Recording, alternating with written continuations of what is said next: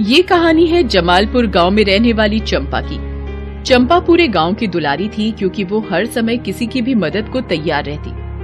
हाँ, वो बातें बहुत ज्यादा किया करती, बुरे को बुरा वो मुंह पर ही बोल दिया करती थी, लेकिन दिल की बहुत ही साफ थी। एक दिन की बात है, चंपा गांव के सबसे पुराने कुएं के पास गुनगुनाते हुए गुजर रही थी।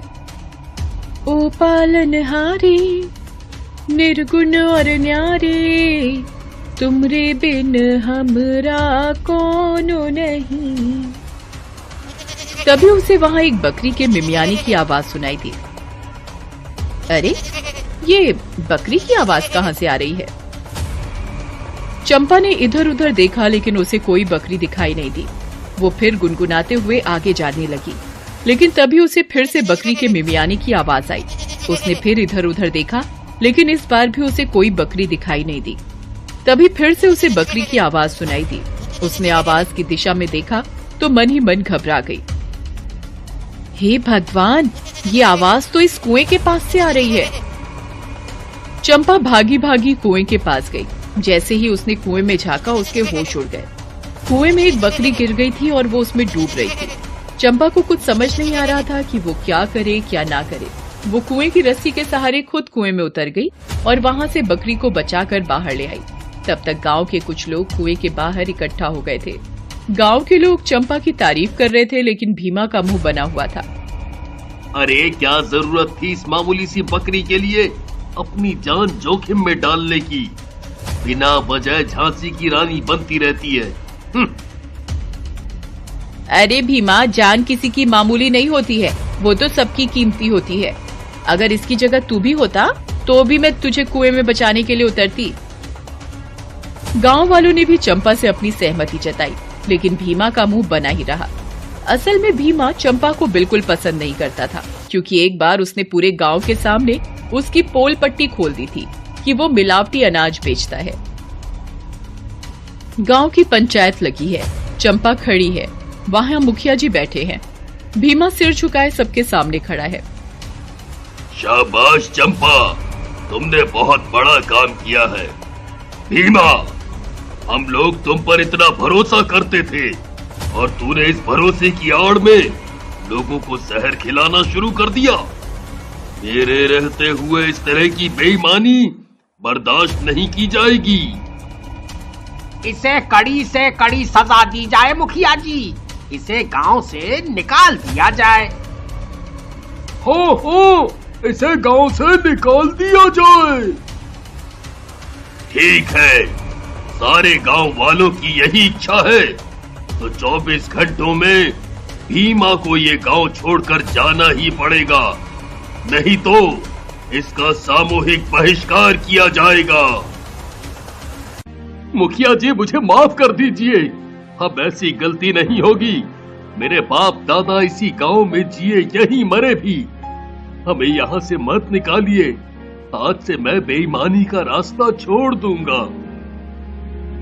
उसके इस तरह गिड़गिड़ाने पर मुखिया जी का दिल पसीज गया। उन्होंने उसे चेतावनी देकर छोड़ दिया, लेकिन इन सब बातों की खुन्नस भीमा को इतनी थी कि हर समय वो किसी न किसी बहाने चंपा को नीचा दिखाने की ताक में रहता था, लेकिन हर बार उसे मुंह की खानी पड़ती। दूसरी ओर बिन माँ बाप की चंपा को एक नया साथी मिल गया था। वो सारा दिन अपनी बकरी के साथ खेलती रहती। चंपा ने बकरी को गोद में उठा रखा है। सुनना, जानती है, मैंने तेरा एक नाम सोचा है। उसकी बात सुनकर बकरी मिमियाती है। अरे बताती हूँ, तू मिमियाना बंद कर। तेरा नाम है दुलारी, कैसा लगा? चंपा की बात सुनकर बकरी फिर से मिमियाती है। कुछ दिनों के बाद चंपा ने देखा कि उसकी बकरी बहुत सुस्त सी है। वो पहले की तरह उसके बुलाने पर कूदते हुए उसके पास नहीं आती है। उसे लगा कि शायद उसकी बकरी की तबीयत खराब है। वो गांव के डॉक्टर के पास उसे ले गई। डॉक्टर ने बकरी की जांच की और चंपा को एक खुशखबरी दी कि उसकी बकरी गर्भवती है। अरे वाह वाह वाह दुलारी, तूने तो मेरा दिल खुश कर दिया। एक नया बच्चा अब हमारे घर मेहमान बनकर आने वाला है। अब तो मुझे उसका भी नाम सोचना पड़ेगा। चंपा अब अपनी बकरी दुलारी का कुछ ज्यादा ही ख्याल रखने लगी। धीरे धीरे उसके प्रसव का समय नजदीक आ गया। दूसरी ओर भीमा से चंपा की ये खुशी देखी नहीं जा रही थी। उसने पड़ोस के गांव के शातिर चोर दुर्जन को चंपा की बकरी चुराने के लिए कहा। लॉटरी लगेगी तेरी लॉटरी। बकरी के साथ बकरी का बच्चा तुझे मुफ्त मिलेगा। उसके साथ तुझे जो करना है कर। उसे खा पका या कसाई को बेच दे और इस काम के 10,000 मुझसे अलग से मिलेंगे। मेरा नाम है दुर्जन, मुझे चाहिए सिर्फ धन धन धन। दुर्जन उसी रात चंपा के घर उसकी बकरी चुराने पहुंच गया। उसने दीवार फांदी और जहां बकरी थी वहां पहुंच गया और उसे ले जाने लगा। उसे ऐसा करते देख बकरी जोर जोर से मिमियाने लगी। उसके मिमियाने से चंपा की नींद खुल गई। वो भागी भागी बाहर आई। अरे कौन है तू? मेरी बकरी कहाँ लेकर जा रहा है? अरे चल भाग यहाँ से, ये बकरी मेरी है, मेरी। रुक, तुझे अभी गांव वाले बताएंगे कि ये बकरी किसकी है। अभी मैं चिल्ला चिल्ला कर सबको इकट्ठा करती हूँ। चंपा की ये बात सुनकर दुर्जन के हाथ पांव फूल गए। वहीं थोड़ी दूर पर छुपकर अपनी बाइक के पास खड़े भीमा के भी कान खड़े हो गए। उसे लगा कि कहीं दुर्जन उसकी पोल पट्टी ना खोल दे। उसने सबसे पहले तो गमछे से अपना मुंह ढका और पूरी स्पीड में बाइक चंपा के घर में घुसा दी। चंपा बिल्कुल बाइक के सामने थी। उसे जोरदार टक्कर लगी और वो दूर जा गिरी। हालांकि इस टक्कर से भीमा भी जमीन पर गिर गया था। चंपा ने उसी समय उसके मुंह का नकाब खींच दिया। भीमा तू? भीमा के सिर पर खून सवार था। उसने फिर से बाइक उठाई और एक बार फिर चंपा पर चढ़ा दी। चंपा की मौत तुरंत हो गई। वो मरने के साथ ही चुड़ैल बन गई। उसे मरता देख भीमा और दुर्जन बाइक से भाग खड़े हुए। दूसरी ओर चुड़ैल बनी चंपा अपनी गर्भवती बकरी के शरीर में प्रवेश कर गई। उसके प्रवेश करते ही बकरी का आकार बड़ा होने लगा। फिर वो बकरी बहुत जोर से मिमियाती और भागती हुई भीमा और दुर्जन की बाइक का पीछा करने लगी। अपने पीछे बड़ी सी बकरी को आता देख दुर्जन के हाथ पांव फूल गए।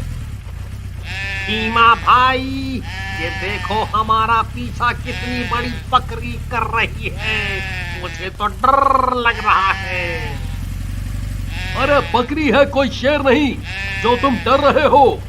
जब वो ये सारी बातें कर रहे थे उसी समय बकरी ने एक जोरदार छलांग लगाई और भीमा की बाइक के आगे खड़ी हो गई। भीमा ने भी इतनी बड़ी बकरी कभी नहीं देखी थी।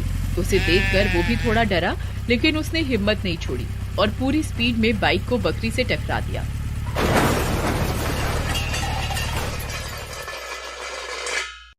लेकिन बकरी से टकराते ही उसकी बाइक जलकर राख हो गई। अरे बाप रे, ये कैसी बकरी है जिससे टकरा कर मेरी बाइक धुआं हो गई। मैंने तो कहा ही था, आप ही बड़े 30 मार्खा बन रहे थे। तभी वहाँ किसी औरत के हंसने की आवाज आने लगी और बकरी का मुंह चंपा में बदलने लगा। भीमा, ये बकरी नहीं, ये तो चंपा है, चंपा। चंपा, हमें माफ कर दो, हमें माफ कर दो चंपा, हमसे गलती हो गई, बहुत बड़ी गलती हो गई। दुष्ट, तुम लोगों को माफ कर दो जिसने मुझे बेवजह मार दिया। नहीं, मैं ये नहीं करूंगी, क्योंकि एक बार तुझे माफ करने का अंजाम देख लिया है। इस बार फिर से वो गलती नहीं दोहराऊंगी। इसके बाद बकरी बनी चंपा पूरी तेज गति से दौड़ते हुए उसके पास आती है और दोनों को हवा में बहुत ऊंचा उछाल देती है। अरे रे, बचाओ, अरे बचाओ, इतनी ऊंचाई से गिरने पर मेरी हड्डी पसली एक हो जाएगी। अरे बचाओ। काफी ऊंचाई से गिरने पर दोनों बेहोश हो गए। उन्हें गहरी चोट लगी थी। सुबह गांव वालों को सारी बात पता लग गई। फिर भी उन दोनों को डॉक्टर के पास ले जाया गया, लेकिन चोट गंभीर थी। डॉक्टरों ने बहुत कोशिश की। वो जिंदा तो रहे लेकिन किसी काम के नहीं। न तो वो चल सकते थे और न ही कुछ बोल सकते थे। वो सिर्फ अस्पताल के बिस्तर पर लेटे रहते थे।